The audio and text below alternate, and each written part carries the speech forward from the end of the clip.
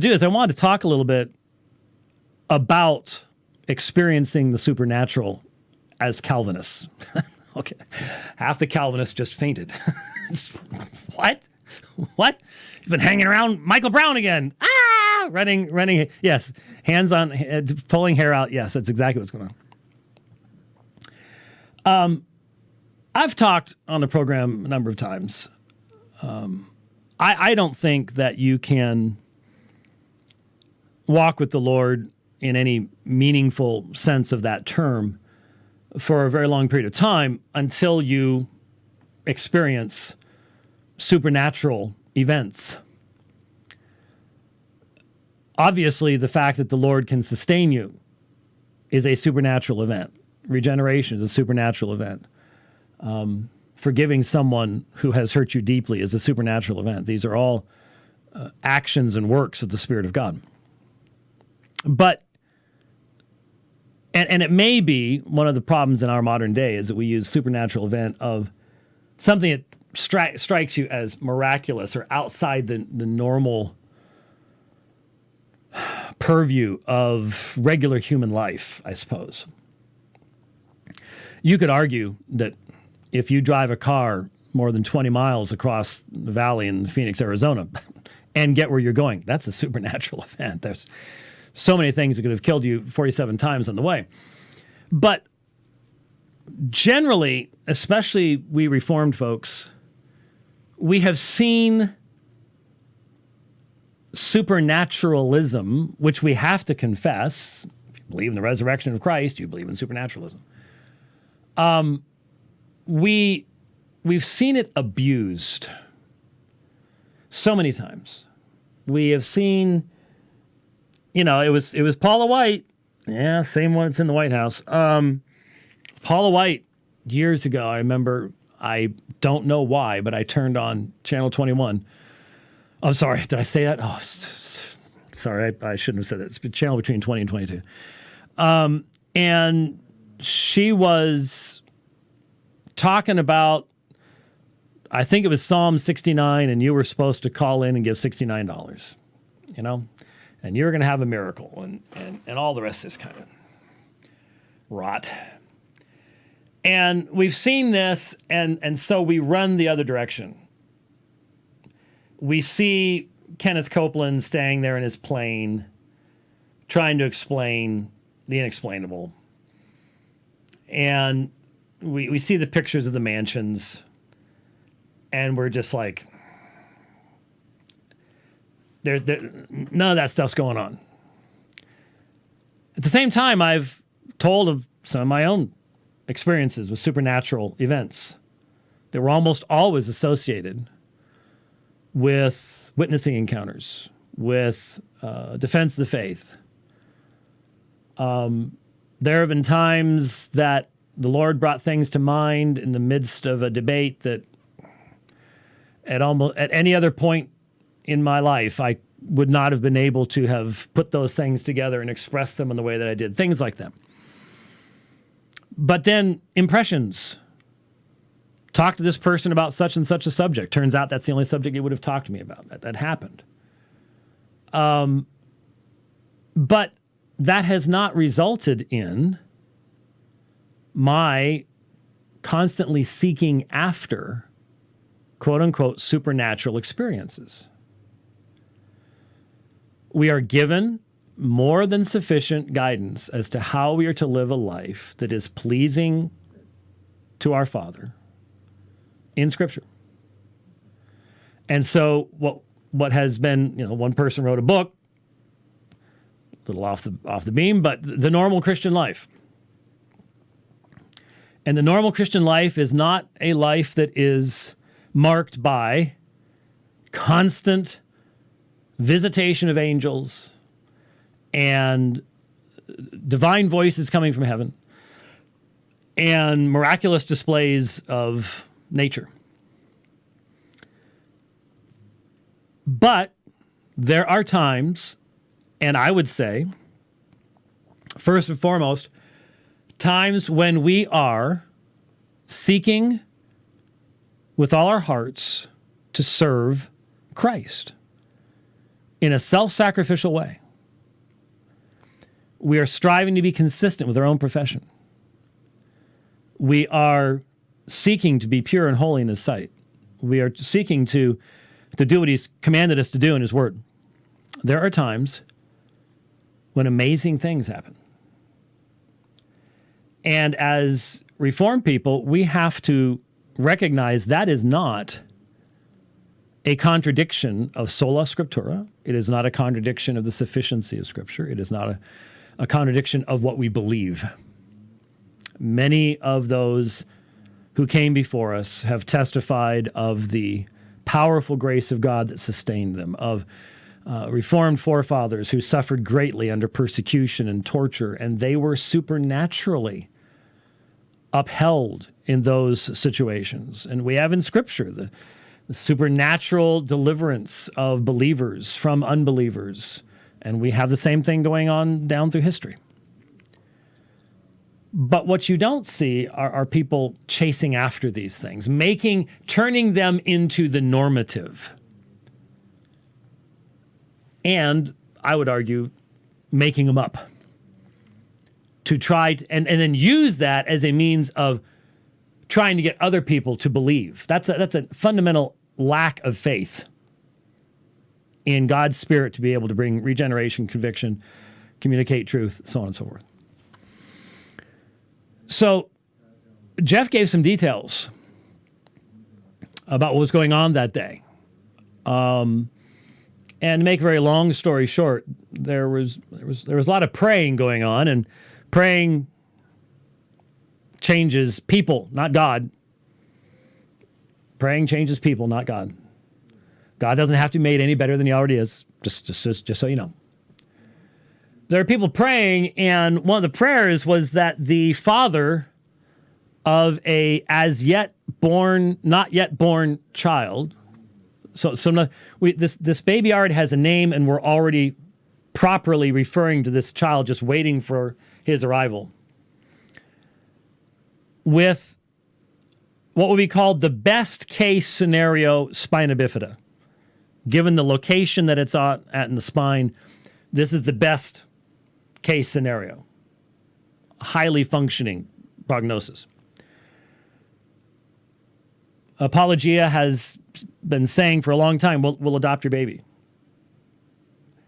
And prayer was going on that the father of this child would be convicted that this is to be his child. And that's what was going on with Jeff. There was a meeting Sunday night after the service of families about this baby. The baby had been brought, the situation had been brought to the church, only had till Thursday before the state would get involved. And we just have some awesome people in our fellowship. We really do. And here are these families going, we're going to do something. Who's going to do it? And some of these families, some of the ladies are pregnant with little babies of their own. Some of them already have 4, 5, 6 kids. And they're saying, if we need to. I won't go into details because I'll leave it for Jeff to get to watch it, look it up on Facebook. Like I said, I hope it's put on YouTube. The Lord moved in an amazing fashion to give clear guidance to Jeff and Candy and to their family that they are to adopt this child, to the point of what the child's name was to be, in an amazing fashion. That's not the 28th book of the New Testament. This isn't revelation knowledge in that sense, but it is God's Spirit working amongst God's people when they're praying and when they're doing what they desire to do to glorify Christ. Not to provide themselves with a new car or anything else, but simply to honor Christ, to make His name known, to make His glory known, present His kingdom to the world. And as Jeff filled me in on it before he did the video and stuff like that, and he told me at one point, so I asked the Lord and I said, "Oh, doing the Gideon thing, I see." And he says, "Yeah." Jeff threw a few things out there. Lord, if you really want me to go this direction, clear this barrier, clear that barrier, and the Lord would do it within an hour. It was an amazing, divine, supernatural orchestration. And so they just couldn't ignore it. They were obedient, said, all right, we're going to do it. So they started the ball rolling. Isn't it sad, folks, that our tax dollars, and I know all about the Hyde Amendment, you and I know it's baloney. Our tax dollars are used to make killing babies cheap, but adopting babies is ridiculously expensive. It should be the opposite. It should be the exact opposite. It's disgusting. But when Jeff put up the video last night, linked to Apologia's site fundraiser, only got a month to do this to fully fund the adoption. And so some of you saw I hit all my social media feeds, put it out there. In less than 12 hours, that adoption was funded. And that's just an astonishing thing. There are so many good believers out there that watch this program, that watch Apologia, that support us both, and you responded, and little Augustine's going to have a home. Obviously, all of us praying for his delivery. It's not going to be easy. It's going to be complicated. There are obviously complications with the spina bifida. It's going to be time in the hospital, all that kind of stuff. Please, please, please pray for all of that. But the whole reason I raised this, other than to thank all of you who gave, and my daughter linked to a baby registry type thingy, where you get baby stuff, because they haven't had little babies. Well, they have grandchildren, but there's stuff that's going to be needed, especially for a special needs child. And so if you look up Sheologians, look up summer stuff, you'll have the link there. I reposted it on my Facebook feed too. Anyway, but the point is this. If we believe as Reformed people, and there are people who don't even believe I'm Reformed, so I'm worried about them. Not even going to go there. If we believe as people who believe the book and believe that God is king over his creation. How's that? Maybe if people don't want me using the term Reformed, I just won't. But God is king over his creation, and he does with his creation as he sees fit, to his honor, his own glory, not to ever to us. People who believe that, believe in predestination election, believe in the God-centeredness of the gospel, and the sufficiency of Scripture, should not be known as people who are so deaf and dumb to the Spirit of God that they could never see when God is moving to bring about something for his own glory. We joke about the chosen frozen. The Babylon Bee puts up an article about how the motion sensing lights in the Presbyterian Church go out during worship.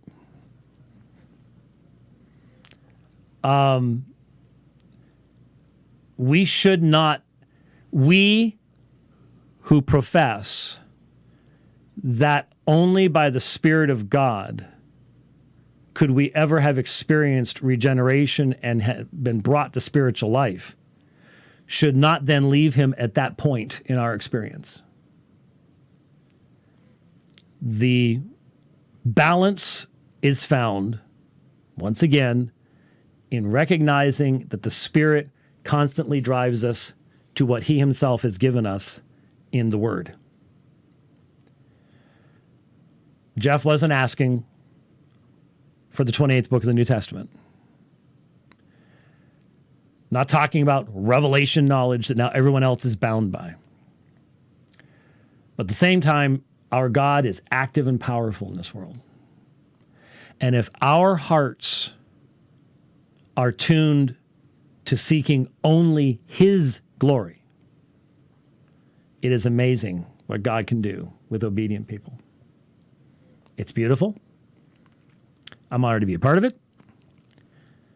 But we should never fear. We should never fear the third person of the Trinity. And sometimes we do. And we shouldn't. We really shouldn't. Okay?